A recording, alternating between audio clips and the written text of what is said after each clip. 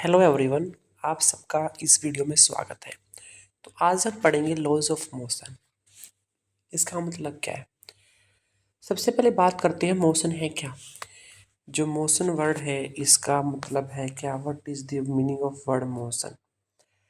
हम जब सब चल रहे हैं तो वो मोशन है, यानी कि एक बॉडी का दूसरी बॉडी के रिस्पेक्ट में जब उसकी पोजीशन चेंज होती है उसको हम बोलते हैं मोशन। यानी कि the change in the position of a body with respect to any another body, उसको हम बोलते हैं मोशन। जो मोशन शब्द है वो एक रिलेटिव टर्म है। वो एक रिलेटिव टर्म रिलेशन में यूज़ की जाती है कि उसके हिसाब से ऐसा चल रहा है, उसको हम बोलते हैं मोशन। तो अब देखो, हम बोलते हैं कि एक बॉडी है वो मूव कर रही है, हम बोलते हैं एक बॉडी है वो मूव नहीं कर रही है। सो वो हम किस बेसिस पे बोलते हैं? वो हम बोलते हैं on the basis of our velocity. यानी कि अगर किसी बॉडी के पास वेलोसिटी है, वो एक कांस्टेंट वेलोसिटी से मूव कर रही है, तो मैं बोलता हूँ कि वो मोशन में है।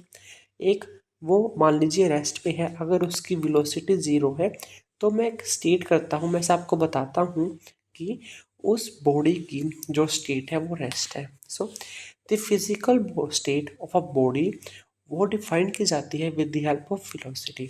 सबसे पहला है state of rest. State of rest में क्या है, मान लीजिए मैंने कहा आपको कि मेरी वेलोसिटी कांस्टेंट है। अगर मेरी वेलोसिटी ज़ीरो है, एक बॉडी है उसकी वेलोसिटी ज़ीरो है, यानी कि वो मूव नहीं कर रही है, it's displacement upon time zero, तो हम बोलेंगे कि वो रेस्ट पे है। वही मैंने कहा कि वो एक यूनिफॉर्म मोशन में मूव कर रहा है, मीन्स मूव तो कर रहा है लेकिन यूनिफॉर्म मोशन में। यूनिफॉर्म मोशन का मतलब क्या है? It is completing equal distance and equal interval of time, यानी कि उसकी जो वेलोसिटी है वो कांस्टेंट है। अब देखो, मान लीजिए आप सो रहे हो, ठीक है, आप कंटिन्यूसली सो रहे हो। सोते हुए आपके पेरेंट्स ने आपको इंटरफेयर करने की जरूरत नहीं है। आप जिस स्टेट में हो आप उस स्टेट में कंटिन्यू चलते रहते हो। लेकिन मान लीजिए आपको उठाना है, लेकिन आप तो गहरी नींद में सोते चले जा रहे हो। आप तो एक स्टेट में चलते जा रहे हो, लेकिन आपकी स्टेट को चेंज करना है, आपको नींद से उठाना है। तो उस केस में हमें रिक्वायर होगा फोर्स। वो फोर्स डार्ट के रूप में हो सकती है, चप्पल के रूप में आ सकती है, दैट इज़ अनदर वे। लेकिन एक फोर्स हमें रिक्वायर्ड होता है जब भी हमें किसी भी बॉडी की स्टेट को चेंज करना होता है। लेकिन अगर हमें उस बॉडी की स्टेट को बिल्कुल भी चेंज नहीं करना है तो हमें किसी भी फोर्स की रिक्वायरमेंट नहीं होगी, किसी भी नेट फोर्स की रिक्वायरमेंट नहीं होगी। It does not required any net force to keep the object in the same face या फिर सेम स्टेट। यहाँ तक समझ में आया? ओके। अब मान लीजिए कि बॉडी है, मुझे उसकी स्टेट को चेंज करना है, तो वो मैं किस प्रकार कर सकता हूँ? मान ली जैसे अगर एक बॉडी रेस्ट पे है, वो मूव नहीं कर रही, तो मैं उसको रेस्ट से जब मोशन में ला दूंगा। जैसे मान लीजिए हमारे पास एक ये गाड़ी है, ठीक है, मान लीजिए मेरे पास एक गाड़ी है, ये आराम से खड़ी है। अब मुझे इस गाड़ी को यहाँ से मूव करना है, मुझे इसकी स्टेट चेंज करनी है। ये यहाँ पे जो है, ये यहाँ पे रेस्ट में है। अगर ये रेस्ट में है तो मेरे पास एक ऐसा उपाय है, मैं इसको कुछ फोर्स लगा दूँ यहाँ से, ये मूव करना स्टार्ट हो जाएगी। यानी कि जो इसकी स्टेट थी रेस्ट की, वो रेस्ट से अपनी स्टेट ऑफ मोशन में आ चुकी है, ठीक है। अब सेकंड है, मान लीजिए कि वो पहले से ही मूव कर रहा है, क्या वो बॉडी जो है वो पहले से ही मूव कर रही है, ठीक है। तो just wait a minute.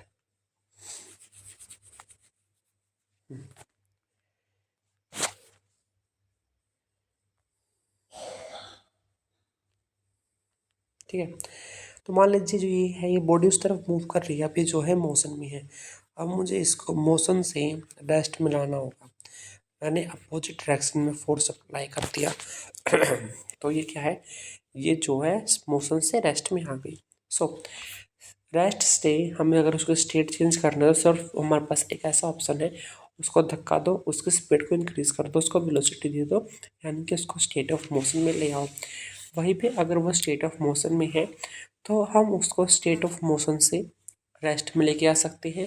State of motion से स्पीड उसकी इंक्रीज कर सकते हैं और उसकी स्पीड हम डिक्रीज भी कर सकते हैं। सो अब हमारे पास क्या है, क्या कारण है जिससे हमारी स्टेट चेंज होती है? वो हमारे पास कारण है फोर्स। जी हाँ, फोर्स हमारे पास एक ऐसा कारण है जिसकी वजह से हम किसी भी बॉडी की स्टेट को चेंज कर सकते हैं। जैसे मान लीजिए ये बॉल है, ठीक है, ये बॉल है।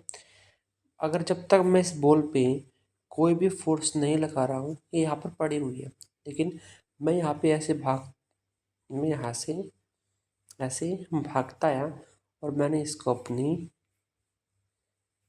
लात मार दी।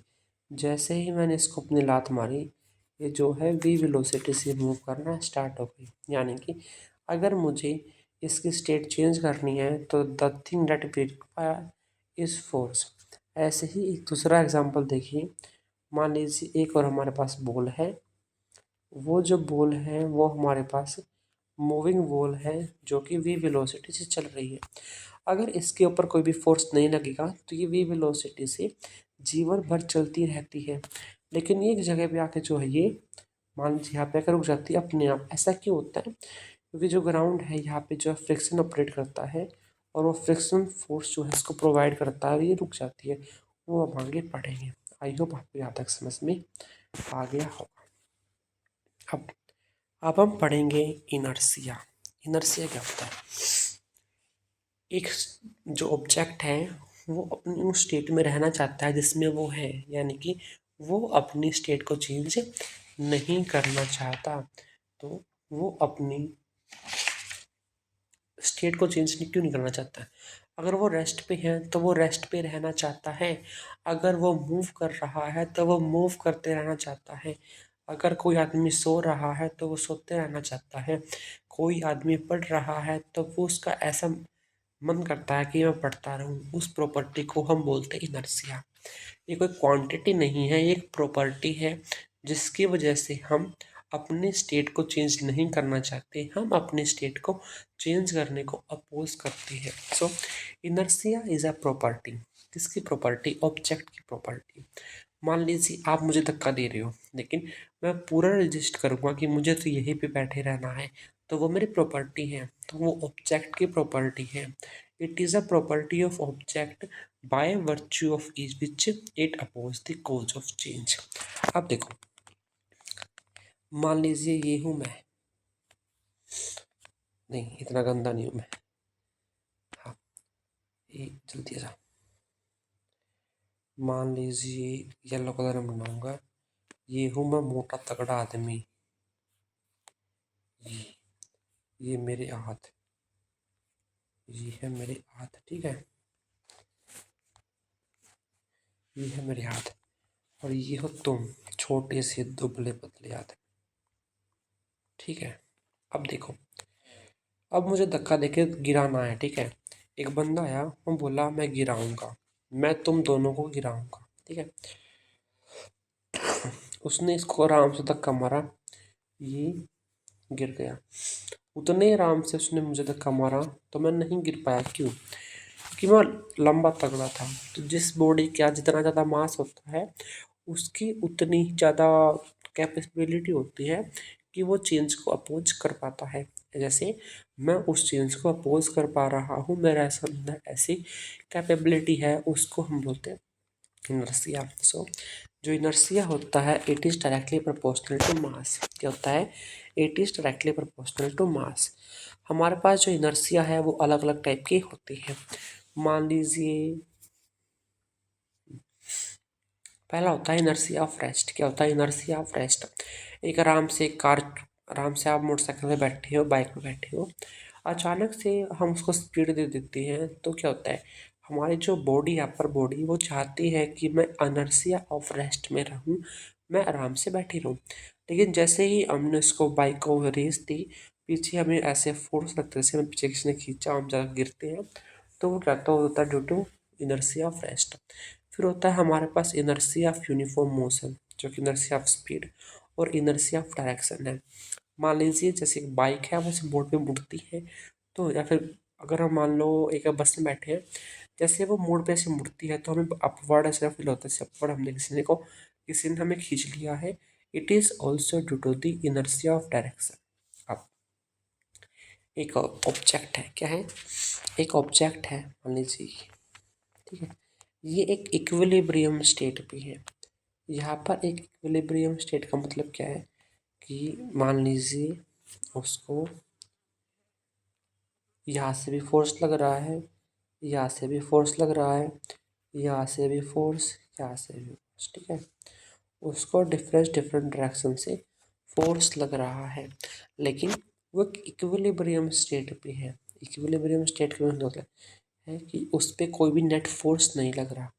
अगर कोई भी नेट फोर्स किसी के ऊपर नहीं लगता तो उसका जो नेट एक्सेलरेशन है वो जीरो ही होता है। तो हम कह सकते हैं इट्स नेट एक्सेलरेशन जो है वो इट मस्ट बी जीरो। अब एक ऑब्जेक्ट मान लीजिए रेस्ट पे है, क्या है, एक ऑब्जेक्ट रेस्ट पे है, ठीक है, तो क्या है इसके ऊपर कोई भी फोर्स नहीं लग रहा, ये जो है ये बात गलत है। इसके ऊपर जो है मल्टीपल फोर्स लग सकती है। मान लीजिए यहाँ से जो है मैं 5 न्यूटन का फोर्स लगा रहा हूँ, ठीक है, यहाँ से जो है मैं 10 न्यूटन का फोर्स लगा रहा हूँ, यहाँ से फिर एक बंदा आया उसने 5 न्यूटन का फोर्स लगा दिया, यहाँ से फिर एक बंदा आया उसने 10 न्यूटन का फोर्स लगा दिया। फोर्स चारों ने लगाया है, लेकिन उस पे जो एफ नेट है वो जीरो है। तो जो ये बॉडी है वो हमेशा रेस्ट पे रहेगी। सो ऐसा भी हमें देखने को मिलता है कि हम एक बॉडी के ऊपर फोर्स लगा रहे हैं, लेकिन जो नेट फोर्स है वो जीरो आता है, तो वो रेस्ट पे हो सकती है। नेक्स्ट क्वेश्चन है, एक फोर्स है जिसका कांस्टेंट मैग्नीट्यूड है जो कि मोशन ऑफ पार्टिकल के परपेंडिकुलर लग रहा है। तो इस केस में हमें क्या देखने को मिलता है, इस केस में हमें देखने को मिलता है कि उसके जो स्पीड है वो यूनिफॉर्म है। ये जो है ये हमारा केस बनता है यूनिफॉर्म सर्कुलर मोशन का। ये है, इसमें क्या होता है, इसमें ऐसा होता है कि मान लीजिए एक पार्टिकल ऐसे मूव कर रहा है, पार्टिकल ऐसे मूव कर रहा है, ऐसे ऐसे, और ये सेंट्रीपिटल फोर्स जो है वो ऐसे सेंटर की तरफ इसकी परपेंडिकुलर डायरेक्शन में लगता है। ऐसा करने पे जो है इसकी डायरेक्शन तो चेंज होती है, लेकिन जो स्पीड है वो कांस्टेंट रहती है। या हम बोल सकते हैं जो हमारी वेलोसिटी है उसका मैग्नीट्यूड कांस्टेंट रहता है, लेकिन डायरेक्शन चेंज होती रहती है। तो हम बोल सकते हैं here our speed is constant. यहाँ तक समझ में आया। अब हम बात करते हैं कि हमारे पास ये उल्टा कैसे हो गया। हमारे पास कुछ ऐसे फोर्स हैं जो फंडामेंटल है। फंडामेंटल होने का मतलब क्या है, ऐसे फोर्स जो कि पहले से ही हमारे पास प्रेजेंट है, उसको हमने किसी दूसरे फोर्स की मदद से हमने उसको ड्राइव नहीं किया है।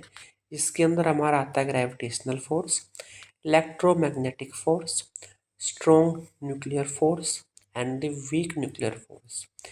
ग्रेविटेशनल फोर्स हमारे पास फंडामेंटल है। ये हमें हमारे इन्वायरमेंट में देखने को मिलता है, जहाँ पर एक बॉडी दूसरी बॉडी को, एक बॉडी जिसका मास m है वो दूसरी बॉडी को अट्रैक्ट करती है।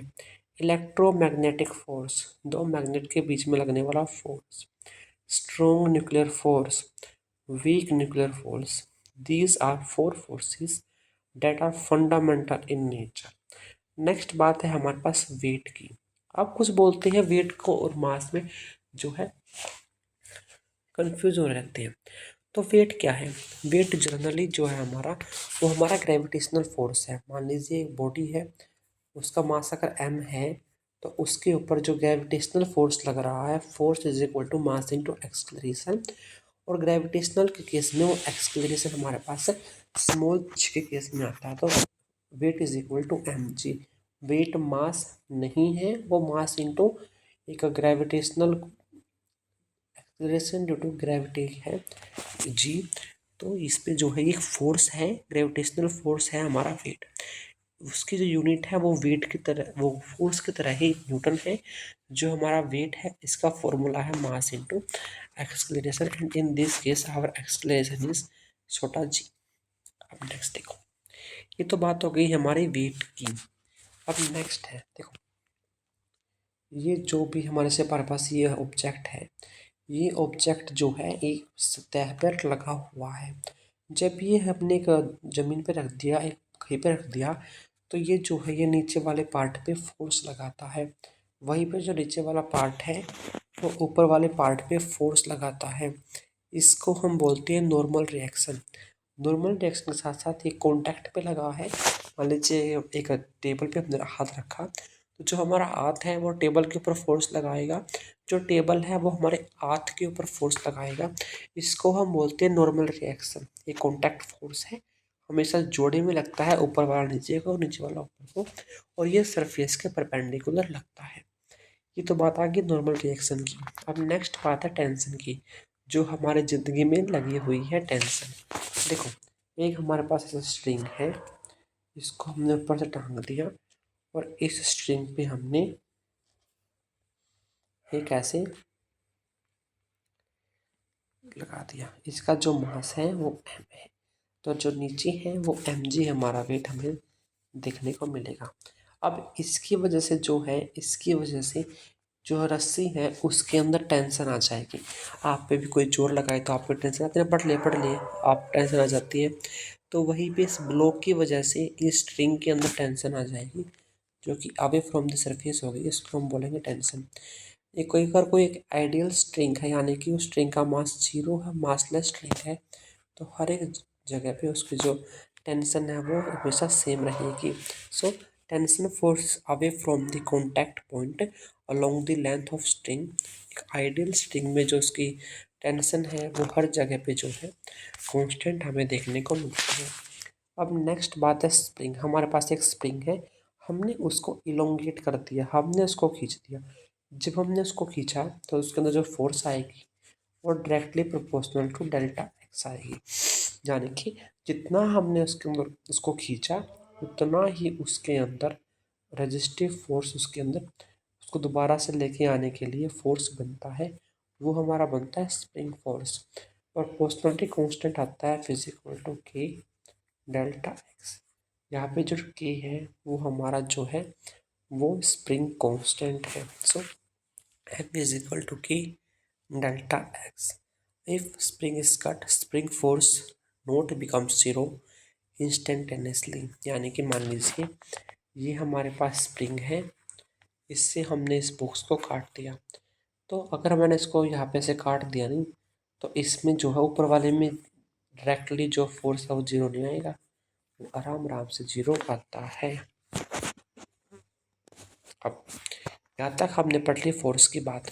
अब जो हमारे चैप्टर का नाम है लॉज ऑफ मोशन, न्यूटन दादा के लॉ।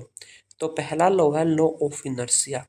ये हमें क्या कहता है? ये हमें कहता है अगर किसी बॉडी के ऊपर, क्या किसी बॉडी के ऊपर चाहे कितना फोर्स लग रहा हो, मान लीजिए यहाँ से भी 10 फोर्स, यहाँ से भी फोर्स लगा, यहाँ से भी फोर्स लगा, और यहाँ से भी फोर्स लगा। अगर किसी बॉडी के ऊपर बहुत सारे फोर्स लग रहे होते हैं, लेकिन उसके पास जो एफ नेट है उसकी वैल्यू अगर जीरो आएगी, तो फोर्स होता है मास इनटू एक्सलेरेशन। अगर फोर्स जीरो है तो हमें जो एक्सलेरेशन है वो भी हमें जीरो देखने को मिलता है। तो if net force acting on a body is zero, then it will continue its state. तो अगर एक्सलेरेशन जीरो है, कोई नेट फोर्स नहीं लग रहा, तो जिस स्टेट में वो बॉडी चल रही है वो उसी स्टेट में कंटिन्यूसली चलती रहती है। It will continue its state. Newton दादा के पहले लॉ को हम क्वालिटेटिव डेफिनेशन ऑफ मोशन कहते हैं, क्योंकि इसने जो मोशन है उसके डेफिनेशन को हमें दिया है। तो देखो, अब न्यूटन दादा के पहले लॉ पे हमारे पास सब क्वेश्चन आते हैं। तो पहला क्वेश्चन है, तो देखो एक ब्लॉक पे हमने जो है एम मास का हमने एक एम मास के हमने बॉल रख दी, लेकिन जो वो बॉल है उसके ऊपर की तरफ नॉर्मल लगेगा, हम देख सकते हैं। देखो, मान लीजिए ये हमारे पास बॉल है, ठीक है, ये बॉल है और ये मूव कर रही है। अगर ये मूव कर रही है तो ये हमारे पास जो ऐसे स्लैब है, तो ये जो है हमारे पास ऐसे जो है हमारा नॉर्मल लगेगा, और नीचे की तरफ हमारे पास हमारा ग्रेविटेशनल फोर्स mg लगेगा। और एक ब्लॉक में यहाँ पे अगर थीटा है तो ये हमारा आ गया mg cos थीटा। पीछे जो है वो फ्रिक्शन लगेगा, नीचे जो है वो लगता है हमारा ग्रेविटेशनल का ही कंपोनेंट mg sin थीटा। ये जो है यहाँ पे ये वी वेलोसिटी से कॉन्स्टेंटली चल रहा है, तो यहाँ पे हमारे पास जो है एफ नेट जो है वो 0 आएगी। यानी कि हम बोल सकते हैं जो हमारी नॉर्मल है वो एम जे कोस थीटा के इक्वल आके दोनों को काट देगी। जो फ्रिक्शन है वो एम जे साइन थीटा के इक्वल आके उसको काट देगी। तो हम बोल सकते हैं जो हमारा नेट फोर्स है वो यहाँ पे हमें 0 देखने को मिलेगा। अब नेक्स्ट क्वेश्चन देखो, एक के ऊपर हमने एक ब्लॉक रख दिया, ठीक है, लेकिन ये ब्लॉक यहाँ पर भी रेस्ट पे है। अगर ब्लॉक रेस्ट पे है तो उसके ऊपर चाहे कितने भी फोर्स लग रही हो, लेकिन वो सारे के सारे फोर्स एक दूसरे को काट देंगे, तो उसके ऊपर जो नेट फोर्स है वो 0 न्यूटन ही लगेगा। अब इससे ही मिलता जुलता नेक्स्ट क्वेश्चन देखिए। आप इसमें देखो, इसमें हमने एक स्ट्रिंग से मास m 2m 3m, यानी कि हमारे पास एक स्ट्रिंग है, उसको हमने 3 2 5 6 6m से जोड़ दिया और ऊपर हमने खींच लिया, लेकिन उसके जो वेलोसिटी है वो कांस्टेंट है। अगर उसकी वेलोसिटी कांस्टेंट है तो उसके ऊपर जो नेट फोर्स लग रहा है वो नेट फोर्स इसके अंदर भी जो है वो हमारे पास 0 आ जाएगा। अब नेक्स्ट क्वेश्चन देखो, हमने क्या किया, हमने एक ब्लॉक लिया, ठीक है। जैसे ही हमने एक ब्लॉक लिया, इस ब्लॉक का जो मास है वो हमारे पास है, इस ब्लॉक का मास हमारे पास है 8 kg। ये वाला क्वेश्चन कर रहे हैं हम, ठीक है। तो ब्लॉक पर 8 kg है, तो वो 8 kg वाला जो है वो यहाँ पे नीचे 8 न्यूटन फोर्स नीचे लगा रहा होगा। और अब हमने क्या किया, हमने एडिशनली उसको ऊपर से 50 न्यूटन फोर्स और लगा दिया। तो अब हमें जो है कॉन्टैक्ट फोर्स निकालना है।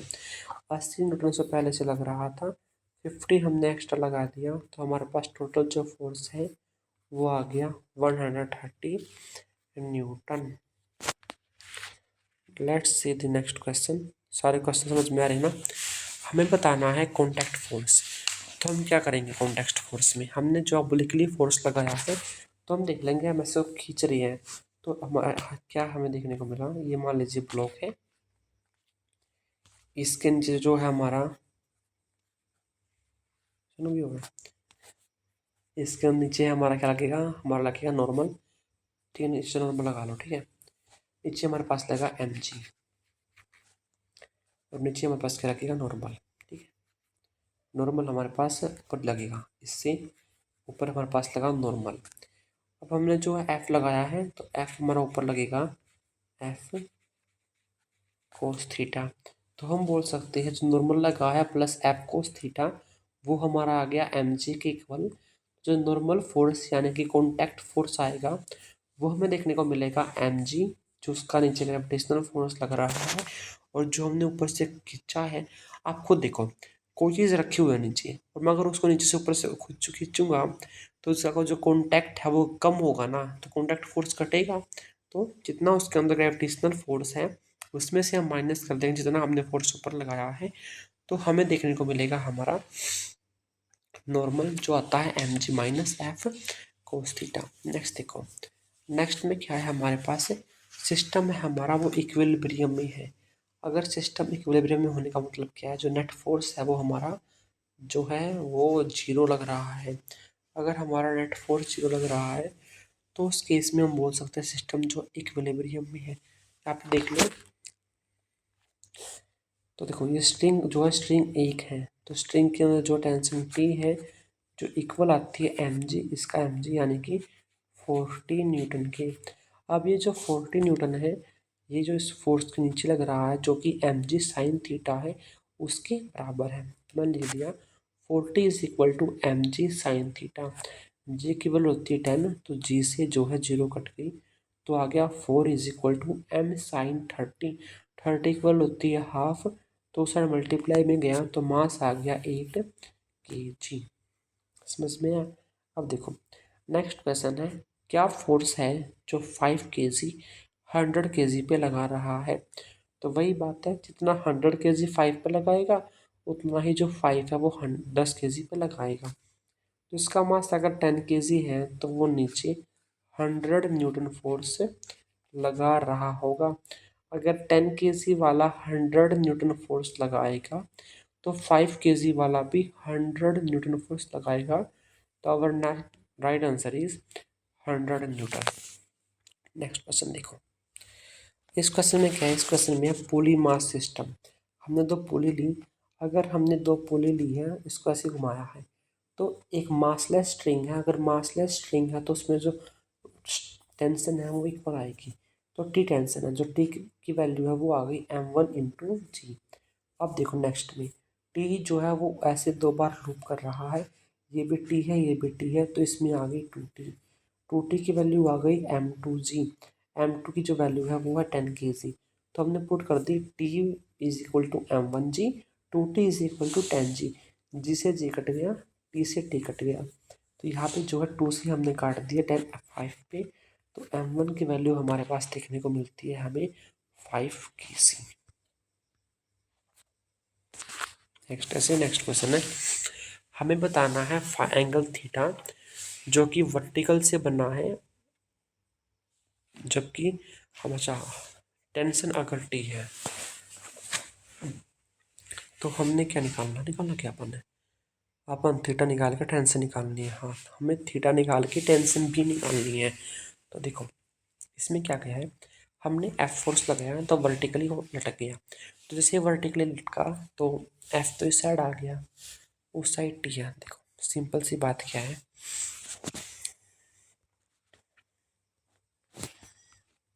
एक बॉक्स है,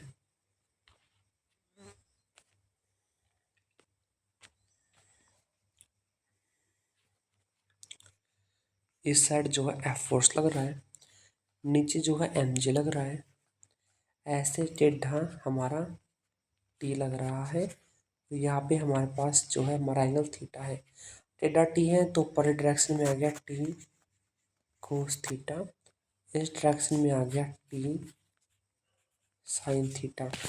तो हम यहाँ से बोल सकते हैं जो टी कोस थीटा है वो हमारे नीचे वाले एम जी के इक्वल आएगा, वहीं पे जो हमारा टी साइन थीटा है वो एफ के इक्वल आएगा। यहाँ से हमने थीटा की वैल्यू निकाल ली, वो आ गई tan inverse f upon m जी।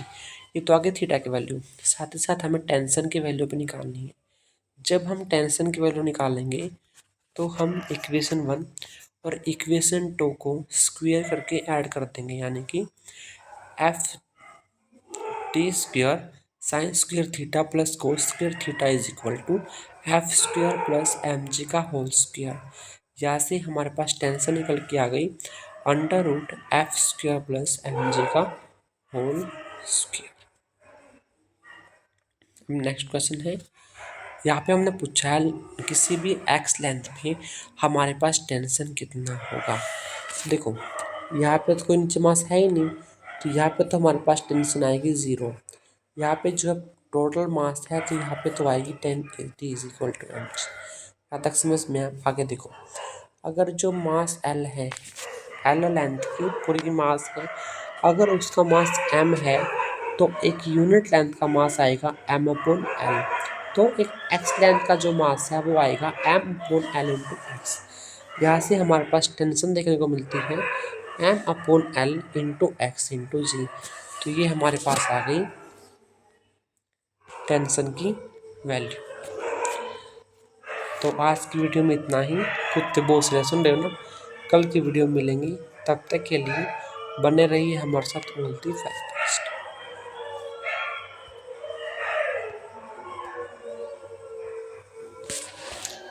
मैं बोल करता हूँ जी।